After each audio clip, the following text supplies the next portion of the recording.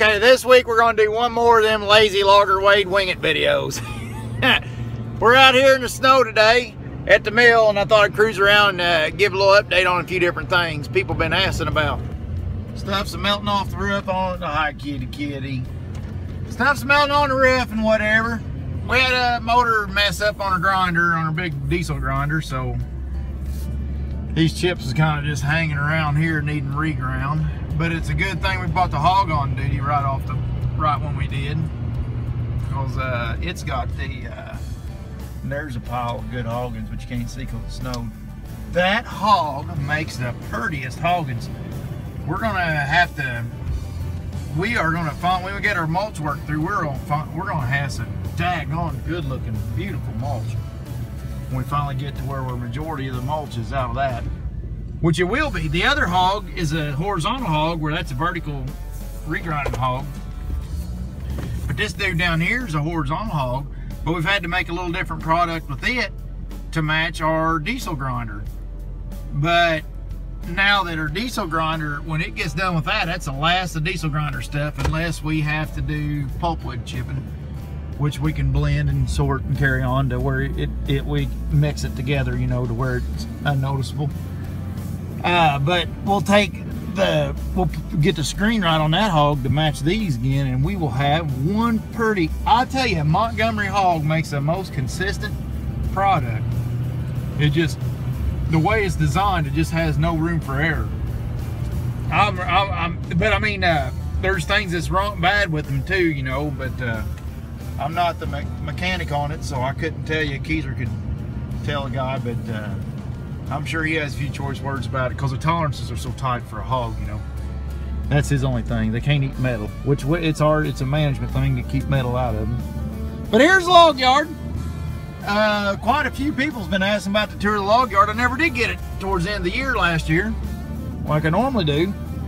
But so this is January 20 whatever, and there's a log stack. We got a bunch of oak sitting in it, and the last job we did was some smaller timber. Last two jobs actually, so the logs ain't as big as normal. But here's our pulp, our grinder food, and it is everywhere. I ought to get out. And there's some cedar. We got some cedar in here too that will sail back off. Let me crawl up on this pulp stack, not breaking my leg. Oh, I mean, this is a hell of a pile of pulp we got going on here. Oh. I'm going to bust my ass bigger than schniz. Oh. But there, Pulp Mountain. And there's pine up there for crating. Or, yeah, crating logs. Oh! Get back down there. I'm breaking my neck. I'm trying not to kill this video much because I can't do much editing on my phone. There's, we'll go look at a few things. Now, one thing I wanted to do is I ain't much on shout outs. I don't do that very often. And I know there's people I told I'd shout out for and I forgot. So if I forgot your name, hey, shout out to you. I know Patrick Wolf asked me a long time ago to shout him out. I don't know if I even ever got that done. But I got a buddy that does YouTube. And now I know I'm not a big enough YouTuber to really swing a bunch of shit either way. I'm just kind of a blip on the radar as far as YouTube's concerned. But I got a friend that does a channel that I really think the world of. This guy's he's a hardwood logger, and he's got a personality, which is a plus when it comes to YouTube. He's actually got a personality, and he's good at his job, and he needs more support. In his, look up Stump Jumper videos. Look it up on here if y'all's into logging, and he's got some neat stuff. I've learned some stuff from him. That guy's a slick dude now. But here's the Dan. I wanted to get to, because this is our upcoming project. Now everybody's been busting my balls that knows me, because they know I've been beating the piss out of this thing, saying, why ain't you showing none of that stuff? Well, here you go, driver. We got a big old hickey right here. Now here's the panel I made. Now to give you an idea of what's going on, look, the paint's already rubbed off of it. This son of a buck, I have bounced 40-foot poplar trees off that son of a buck and just scratched the paint off of it. So what I'm gonna do, I'm gonna continue this on around, take this little beer can piece of shit off here, and then put some bolts in there and follow it on. This is weight bench here, nothing's gonna hurt it. But then I gotta come up here. Oh, let me show this too. I beat the hell out of it up here too. I got a big old hickey up there, I don't even. And I put that in there and I didn't even know I did it. I come out there in the woods the end of the day, somebody go, look at the side of that thing, dirt. I said, bullshit. Crawl up there and look at this beat all the bits. So, so I gotta do something. You can see it, that wrinkled up here. I'm gonna make that all new. And this ain't got a ding in it, it's just got scratched all to hell. I'm taking that off while it's in good shape and I'll remake everything here. So I'm gonna make a whole new body. And this handrail ain't got a bit of damage to it, but it's got a lot of good mounting brackets, and I'm taking it off.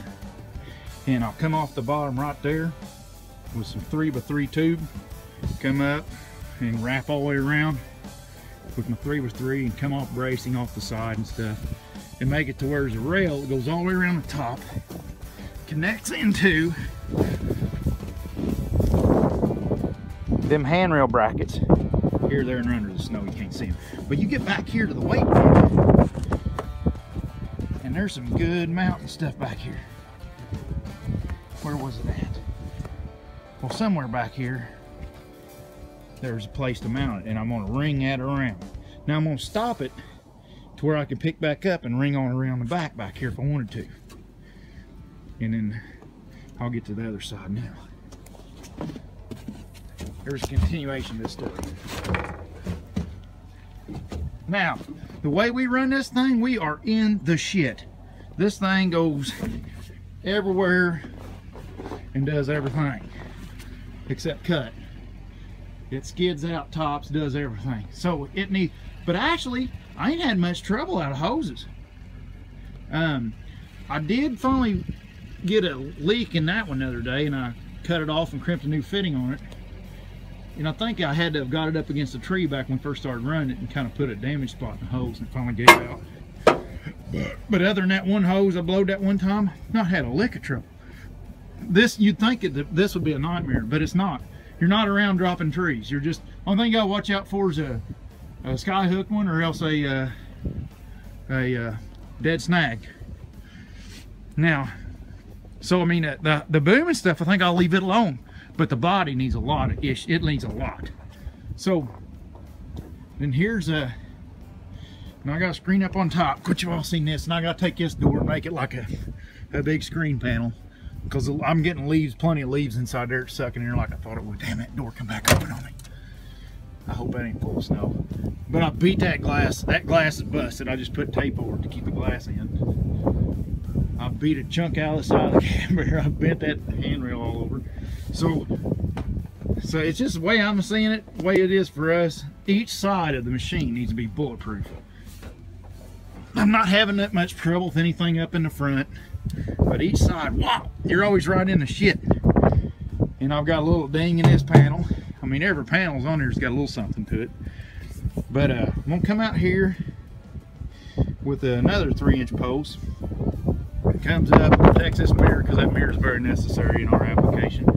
Come up, connect into everything to help strengthen it up as much as I can with bolts. And you come over the top of the cab. I think the cab's even got a little ding in it up here somewhere.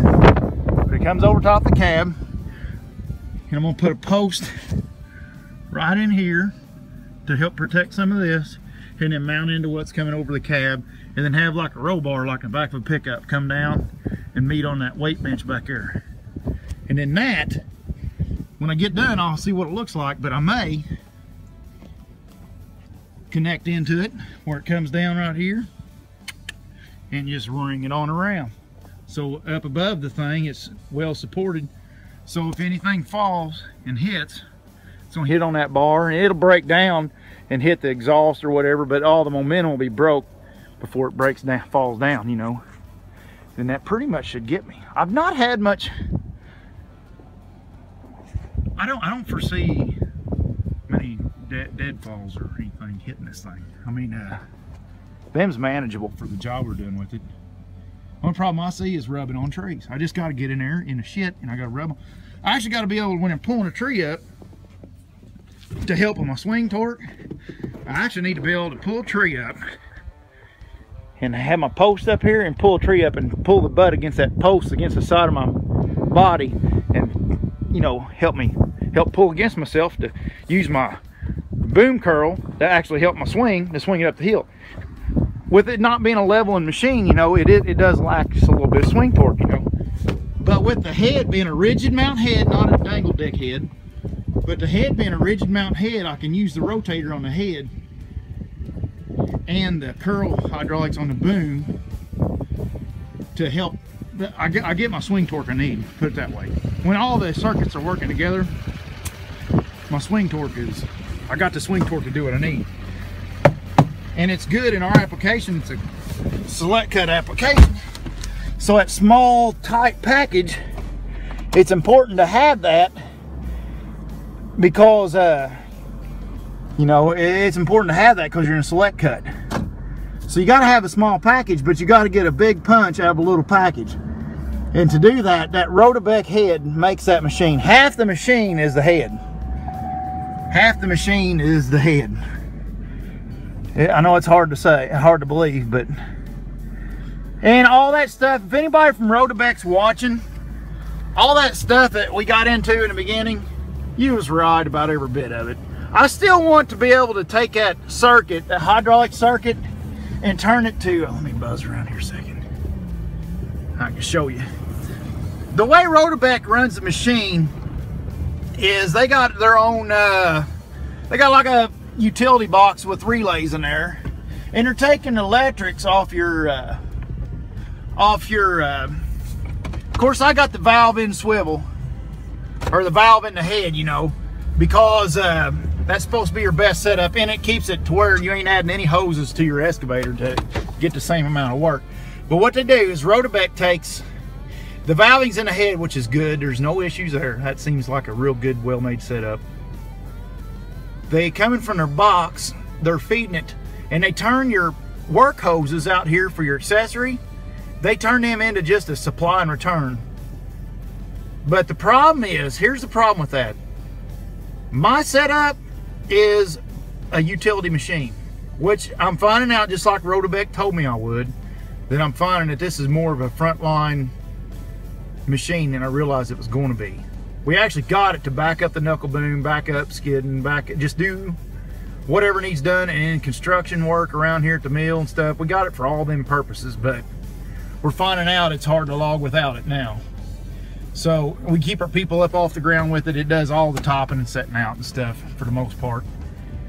Oh yeah, long story short, that's awesome and fine and dandy, but to be a utility machine still, it still needs to be able to just turn their box off up there and turn this hose from a supply and a return to a switched function hose, and because it's got the extra buttons in the cab to do it. So, but me and my buddy Nick's gonna finally get in there and get that straightened out, because I want to be able to, I got an idea cooked up in my head. I'm gonna get a winch and stuff. I can take my head off and power attach a winch to it and fair lead and do jammer logging if I wanted, or if we're here at the mill, I want to be able to run a hydro hammer, you know. And the hard-headedness I had over that thumb, the hydraulic thumb, they was right. I was dead ass wrong. That hydraulic thumb can go straight to hell. I'll keep that sucker if Mama lets me, and then when we retire this machine, I'll switch it back to a bucket machine, and we'll you know, we'll have another machine take its place someday down the road maybe, and or we may sell it back and trade it in on something. But no, they're right. But the hydraulic functions still need to be there. We still need that. Let's go check on Pee Wee and Derek's machine. They got something cooking up here. Sit here. Her project this week is on his skidder. Let me find some lights in here. There it is, backyard. And the Larry Mobile is going together. And I don't remember what all was the deal with the Larry Mobile. I can't remember if it needed a total overhaul, or if he just done the head and I think he done an end frame on it. But he rebuilt the front end too. Got all new pins and bushings in the front end. And leaf springs, it looks like. So all the components on the front end of the Larrymobile got redone. And obviously got the radiator redone. Damn, he's had this thing running, I think, or else it's ready for fire. But it got a lot. Now, it's one of them deals with the ACERT motor and the twin turbos. And that's an aggravating bastard. I don't know if it's unmanageable or unlivable, but it's almost to the point of being unacceptable, in my opinion. I have half the mind to do one of them freaking deletes and. But I mean, I don't know. I don't know. And here we are. The center pins are shot in this thing. And Pee Wee and Derek, man, they got along. They kicked ass. They aren't dummies now. They got their shit together. They took this apart, and its center pins was cooked on this thing. So I'm supposed to get in there and order new parts for them today. So next week, them two will be. Good job, guys. Hell of a job. What did they do on their blade? They just changed their blade up. I see. Well, that's cool. Well, they had to block in your rear ends in. Well, sure as shit. You got blocks in there. Yeah. Well, they done all that hell yesterday. They just had a short day of pulling that sucker apart. They're going to redo the center pins in this thing and new pins and bushings, and he might get some new pins and bushings for his grapple boom and stuff too. But we're finding these single arch skidders are real good for us because of the hardwood timber we're in.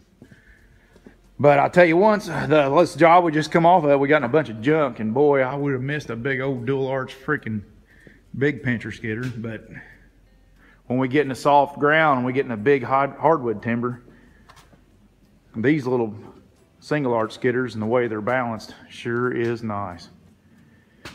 And we're gonna have to do something on a